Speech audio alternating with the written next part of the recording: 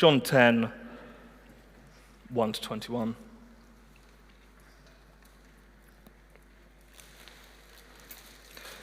Truly, truly, I say to you, he who does not enter the sheepfold by the door, but climbs in by another way, that man is a thief and a robber. But he who enters by the door is the shepherd of the sheep.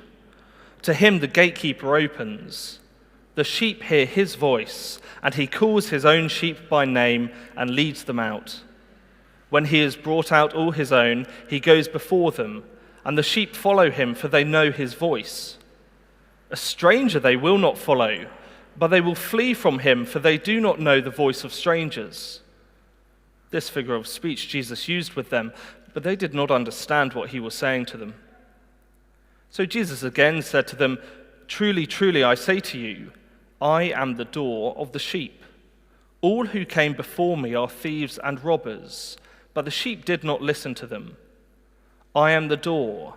If anyone enters by me, he will be saved and will go in and out and find pasture.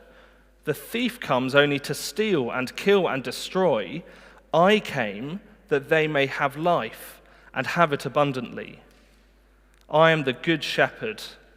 The good shepherd lays down his life for the sheep. He who is a hired hand and not a shepherd, who does not own the sheep, sees the wolf coming and leaves the sheep and flees, and the wolf snatches them and scatters them. He flees because he is a hired hand and cares nothing for the sheep. I am the good shepherd. I know my own, and my own know me, just as the Father knows me, and I know the Father, and I lay down my life for the sheep. And I have other sheep that are not of this fold. I must bring them also, and they will listen to my voice. So there will be one flock, one shepherd. For this reason the Father loves me, because I lay down my life, that I may take it up again. No one takes it from me, but I lay it down of my own accord. I have authority to lay it down, and I have authority to take it up again. This charge I have received from my Father. There was again a division among the Jews because of these words. Many of them said, He has a demon and is insane. Why listen to him? Others said, These are not the words of one who is oppressed by a demon. Can a demon open the eyes of the blind? Over to Chris.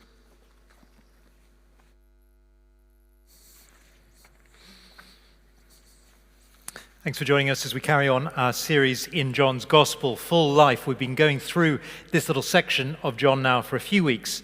This is episode 3. I'll be referring to some of those verses. You may like to keep it open. Have a glance down at the middle part, the end part actually, of verse 10.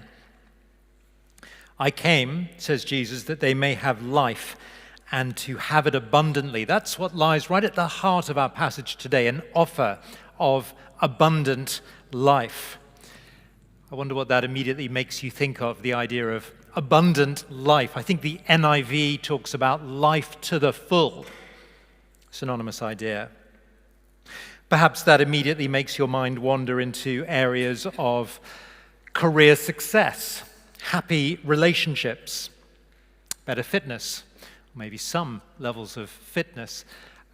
Good experiences. I think the idea of life to the full immediately conjures up this idea of a sort of a short bucket list, because you've basically done everything you want to do, and that sort of thing. We were discussing this yesterday. I was speaking down at the Victoria Talks, and one of the chaps there spoke about Brian Johnson, the chap entrepreneur who's now dedicated his life, having made a lot of money selling something or other, to anti-aging. I think it's called Project Blueprint. He's wanting to sort of explore the idea of not dying, not from a Christian perspective, from very much a worldly perspective, through all sorts of sort of brain-enhancing blood transfusions and that sort of thing. And so maybe ideas today go to beyond just fitness, but sort of wellness, sort of deep levels of contentment, longevity, that sort of thing, a full, abundant life. I immediately went in my mind to that old I think it was the 80s or 90s movie that I'm sure many will have seen, Dead Poets Society. You remember Robin Williams, the inspiring teacher, had a young group of boys who were learning English poetry, and he sort of gathered them in. Carpe diem was his phrase, seize the day, sort of squeeze the marrow out of life, and make your lives extraordinary, all that sort of thing, the abundant life. Look at the words again, verse 10. I came, says Jesus, that they may have life and have it abundantly.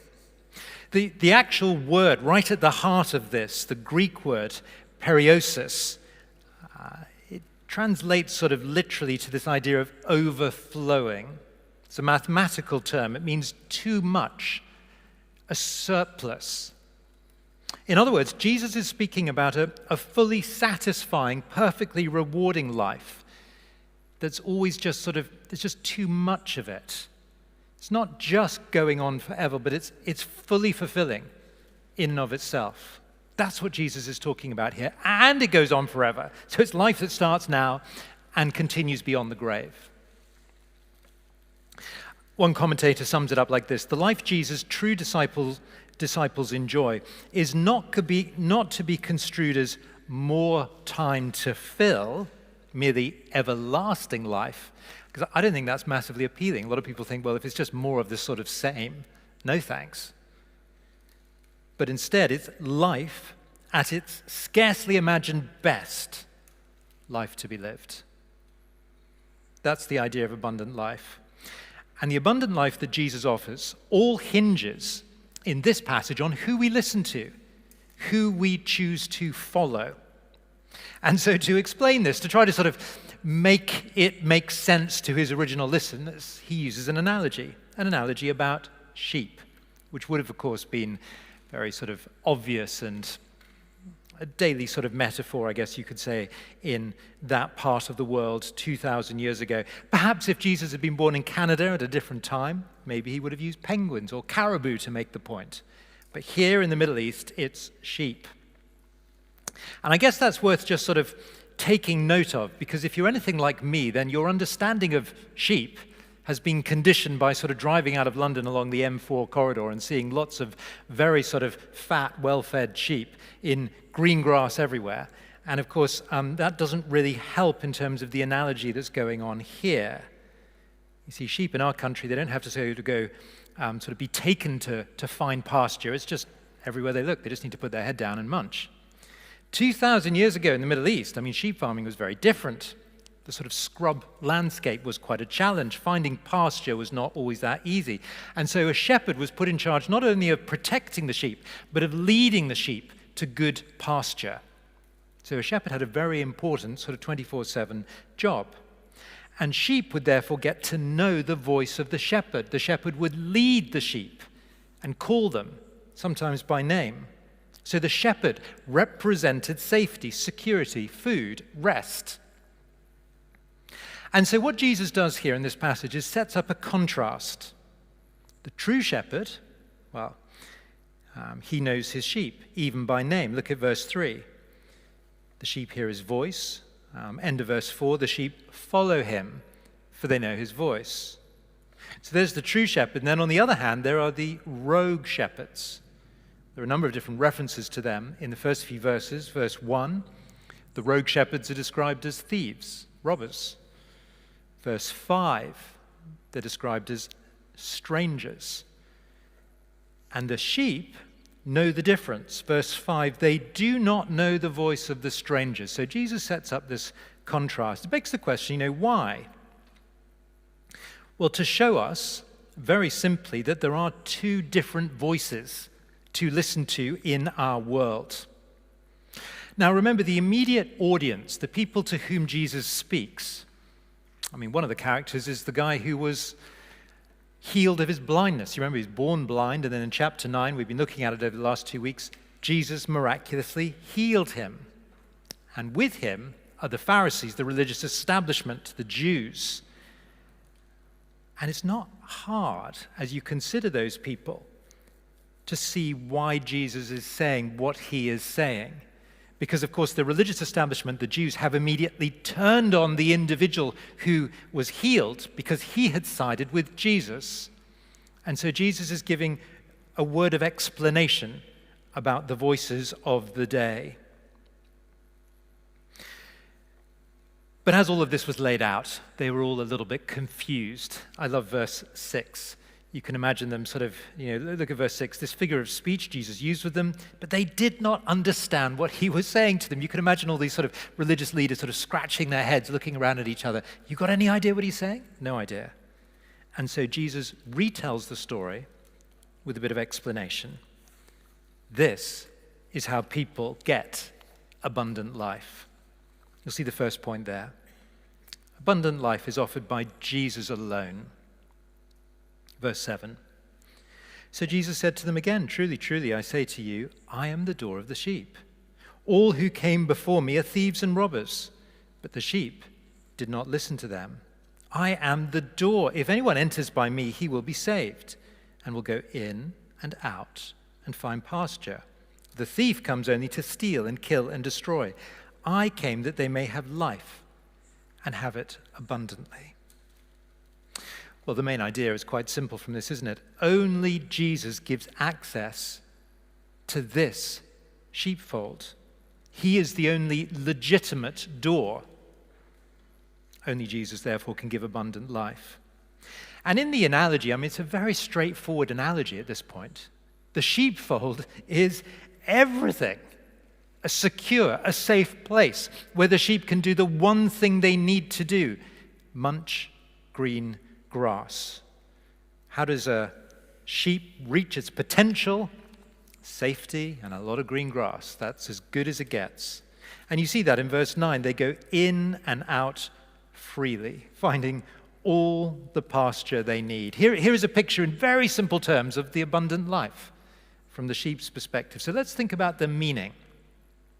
I'll try and do each of these sort of points in two stages. To them then, the original recipients, and then to us today. So for them then, well, the rogue shepherds, they're very clearly the Pharisees, the Jewish establishment.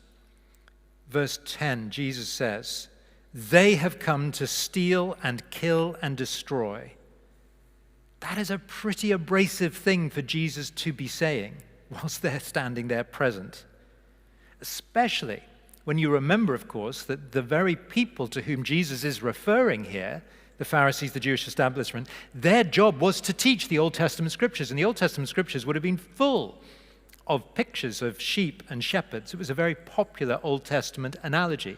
Books like Ezekiel, Isaiah, and Ezekiel and Isaiah, they tended to refer to the shepherds of Israel in a very negative way.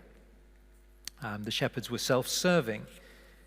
And so this is a pretty damning, and you might even say arrogant thing for Jesus to say, given the company of Old Testament teachers that he was in. For us today, well, as we read this 2,000 years later, what's the significance for us? Well, the rogue shepherds. Who are the rogue shepherds today? I suppose we could say the voices around us that are opposed to Jesus. Some of those voices will be very aggressive. Others will be more sort of passive, we might say. Essentially, anyone who makes a claim on our lives by presenting a position or a worldview, an ideology perhaps, might be through other forms of public religion, it might be through secular sort of humanistic views, it might just be through very loud voices within the media. It's basically any philosophy or ideology which says, you should line up with me. You should run your life this way, in a way that's contrary to what Jesus says. You see, only Jesus can offer abundant life. And however tempting some of those voices might seem, however immediately accessible, tangible they might feel, Jesus is putting the contrast in place. The satisfying, truly abundant life only comes through him.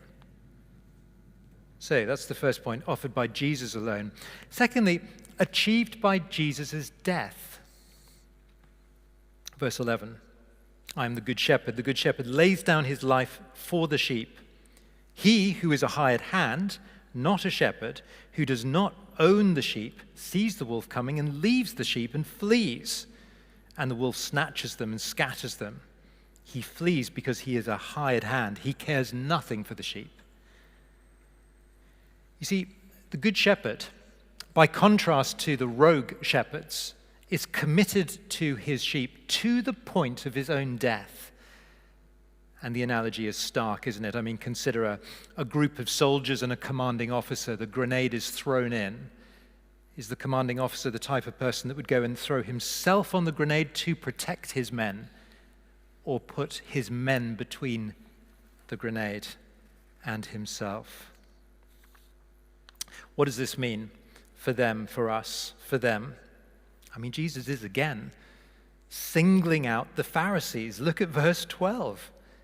He who is a hired hand, not a shepherd. I mean, again, what an incredibly arrogant thing for Jesus to say to the teachers of the day. To be referred to as a hired hand, it means your job is temporary at best. There's no permanence here. Their days are numbered. They are temporary custodians of the positions, and now someone better is here, says Jesus. What a thing. I mean, as those words began to sort of take root, what about for us? Well, Jesus really is the Good Shepherd. He really is the one spoken about for literally hundreds of years, as you put it all together from the time of David, himself a shepherd, 1,000 years before Jesus, all of the pictures that were used in the Old Testament to describe the one-day Messiah who would come, the Good Shepherd who would come to lead his people. Jesus is here. Here he is on the pages of history. And Jesus is prepared to do anything to protect his own, whatever it takes.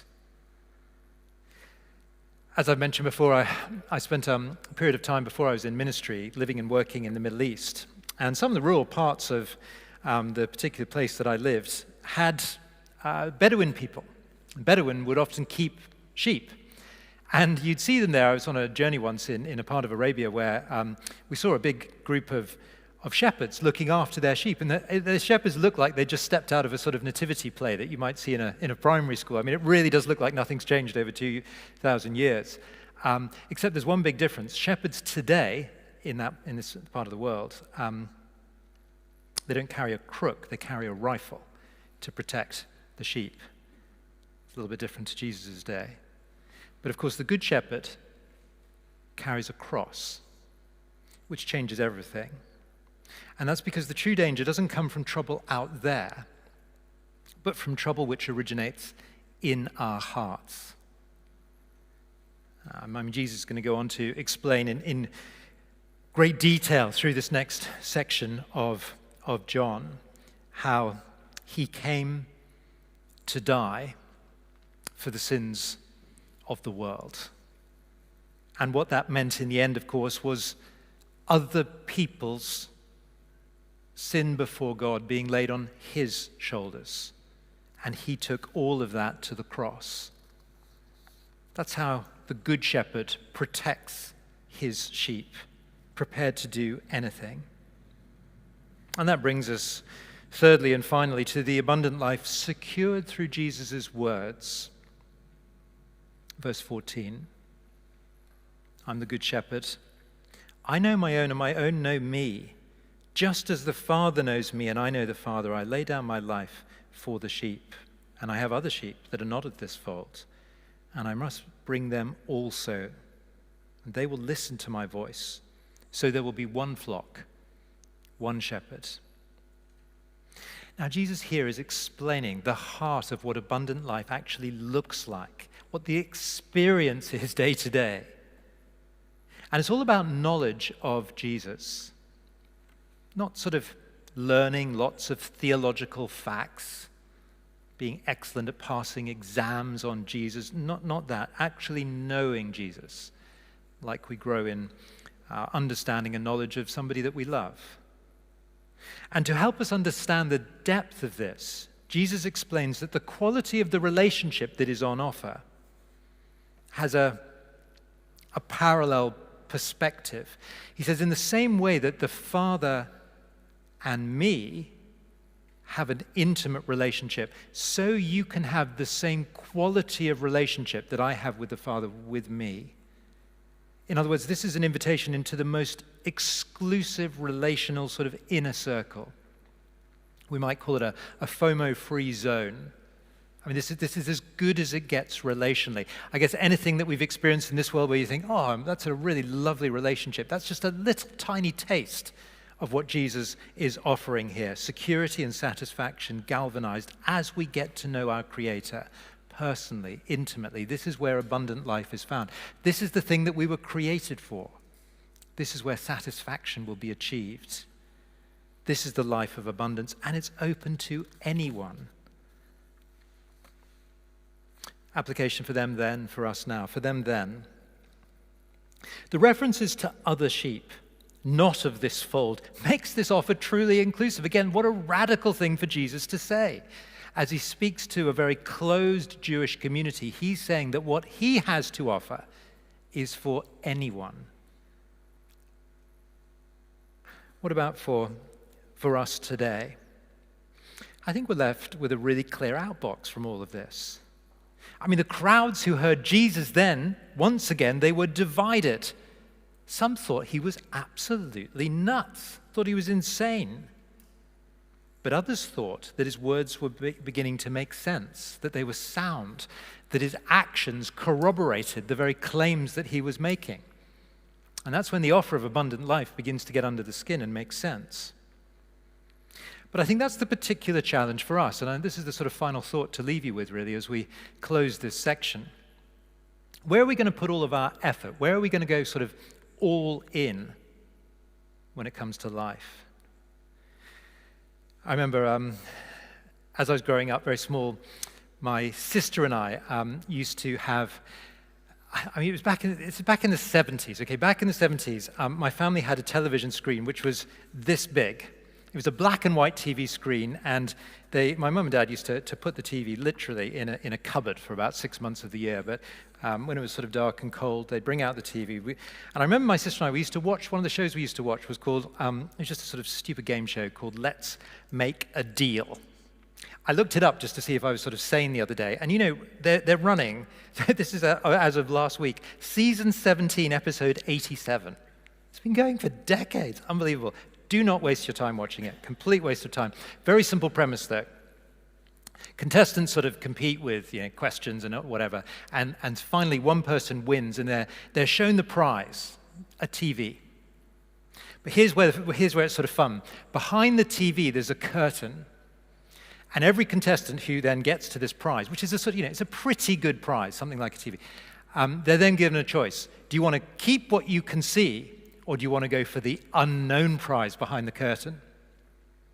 Sometimes it's a sort of a Cadillac. I remember that, a sort of fancy convertible car back in the 70s. You think, wow, that was amazing. Sometimes it's a stitch-up prize, like a year's supply or a lifetime supply of toothpicks. That came up once. A year's supply of drinking straws. Not very politically correct today, but those sort of things sort of would come up as alternatives. And so they had the choice. Do you want to keep what you can see, or do you want to go for the unknown? And of course, if they chose to keep what they could see, then it was a sort of, right, so you've got the TV. Do you want to see what you missed out on? And then they pulled back the curtain, and there was the Cadillac. And they thought, oh no, look what I could have had. Well, I hope the point is sort of obvious. You see, for us as Christians, the temptation will always be to go all in on what we can see here and now, because it can look very attractive sometimes. The wonderful twist in all of this is, though, Jesus has not left an unknown quantity behind the curtain. His death, his resurrection, in a sense, threw that curtain open. We know exactly what's on offer, the abundant life. It's not a gamble for us. Although it feels like that sometimes, doesn't it? It feels like we need to hedge our bets and go sort of a little bit here, a little bit there. Jesus says, go all in on abundant life. This is life that can be tried today, experienced today, lived today, as we get to know Jesus, as we find all of our satisfaction and contentment in him. Well, there's some things to think about. At the bottom of the page there, I've put a few questions that you may just want to bounce around for a few minutes before you head back to the offices. Thanks so much for coming. Why don't I just close in a short prayer before Matt comes and closes our meeting. Our loving Heavenly Father, we praise you and thank you for the Lord Jesus and for the abundant life that he offers. And we do pray that we will be those who weigh very carefully what we've heard this lunchtime. We pray that you'll forgive us for often sort of hedging our bets and splitting our loyalty and our decision. And please help us to wholeheartedly line up behind what Jesus is saying here. In his name we pray.